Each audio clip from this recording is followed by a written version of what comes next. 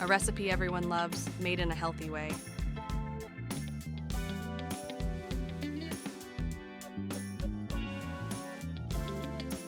Healthy baked mini donuts with banana and oats.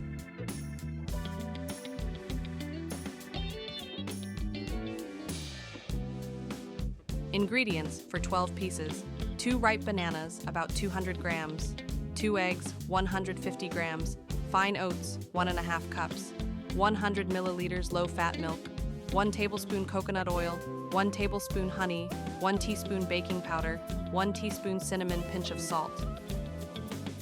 Preparation method: preheat oven to 180 degrees Celsius, 356 degrees Fahrenheit, and grease a mini donut or muffin pan.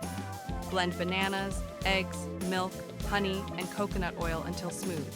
Add oats, baking powder, cinnamon, and salt. Blend into a thick batter. Fill molds 3/4 full and bake 12 to 15 minutes until golden. Cool, then sprinkle with stevia or coconut if desired. Nutritional value per 1 donut: calories, approximately 85 kilocalories, carbohydrates, 14 grams, fat, 2.5 grams, protein, 2.8 grams.